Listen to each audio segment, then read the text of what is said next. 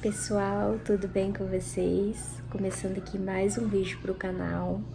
E agora que eu tô editando o vídeo, eu percebi que eu não fiz a introdução desse vídeo. Hoje eu vou fazer aqui um pão segura marido.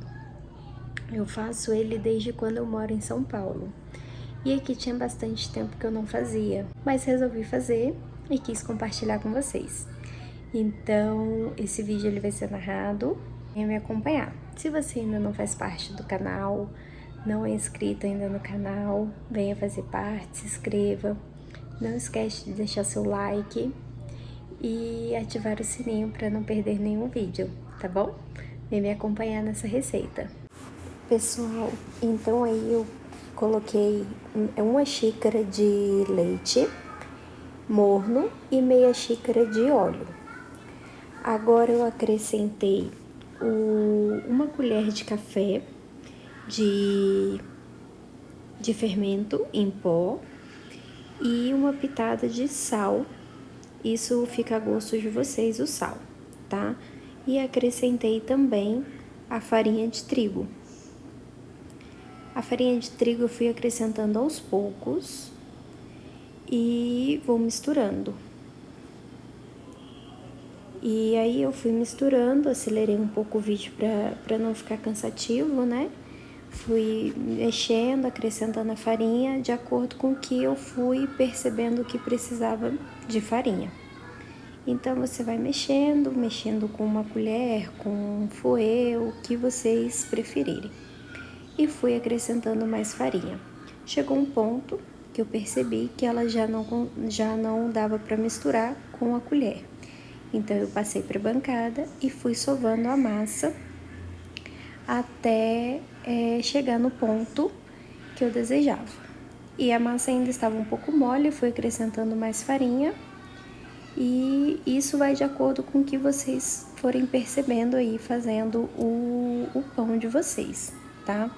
Sovei bastante e acelerei um pouquinho mais o vídeo para poder não ficar cansativo.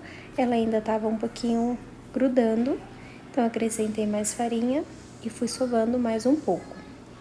Isso vocês vão sentindo até o ponto que ela desgrudar da mão de vocês. Aí esse é o ponto de não acrescentar mais farinha, tá? Então sovei bastante, no final eu fiz essa bolinha e coloquei essa bolinha no pote e cobri com um pano de prato. Deixei descansando por uns 15 a 20 minutos e eu pode deixar até mais, mas eu deixei só esse tempo. Acrescentei farinha na bancada para poder facilitar, para eu poder abrir essa massa. Depois eu ajeitei ela para poder ficar bonitinha e parti em 4 partes. Isso vai também de acordo com como você preferir, achar mais fácil para você abrir a massa. Eu achei mais fácil cortando em 4 partes. Deixei ele dentro do pote, as outras 3 partes. Passei a farinha na bancada para poder facilitar. Comecei a abrir a massa, fui abrindo até ela ficar bem fina, não tão fina para não arrebentar, né? Mas fui abrindo até ela ficar fina para não ficar muito maçudo o nosso pão. Cortei em 4 partes e depois fui acertando a massa para ela ficar todas ali em tamanhos iguais, né? Então eu fui cortando e separei as 4 partes que eu já havia cortado, deixei reservado. E vai de acordo, gente, com o que vocês acharem mais fácil. Depois disso, eu acrescentei o molho de tomate. Esse meu molho já é pronto. Se vocês quiserem temperar o molho de vocês, fica a gosto.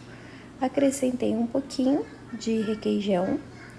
Como minha massa é pequena, eu não coloquei muito molho, nem muito requeijão, para não ficar muito melequento. E agora eu vim e misturei.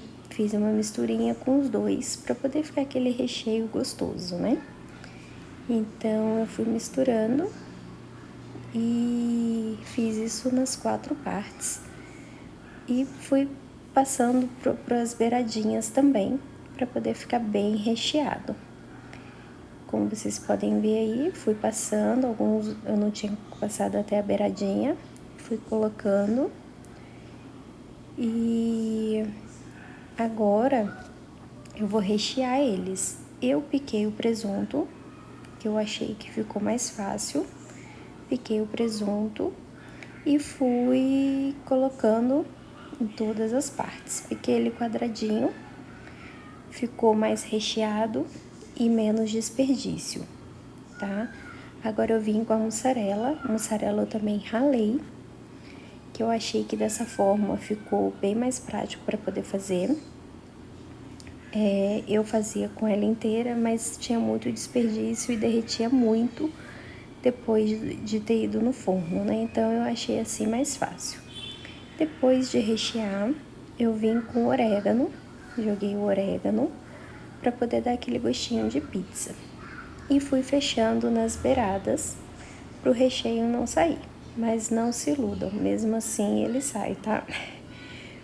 Fechei bem fechadinho e coloquei na forma que eu ia levar pro forno, tá? Dei uma apertadinha aí para poder ficar mais fácil e o recheio não sair. E fiz isso em todas as outras partes que eu cortei. Dei uma aceleradinha aí no vídeo também, mas vocês vão fazendo aí e vão ver como que fica melhor, se vocês quiserem deixar inteiro ou não. Aí eu peguei uma gema de ovo e bati bastante para não ficar aqueles pedacinhos, né? Utilizei só a gema, tá? E passei em cima de todos os pãezinhos. Se vocês quiserem fazer ele maior, inteiro, ou utilizar a massa para fazer ele grande, né?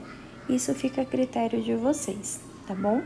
Então aí eu fui passando a gema em cada um com a ajuda de um pincel e fui passando em todos os cantinhos para ele poder ficar aquela crostinha mais torradinha, né? Aqui em casa a gente gosta dessa forma.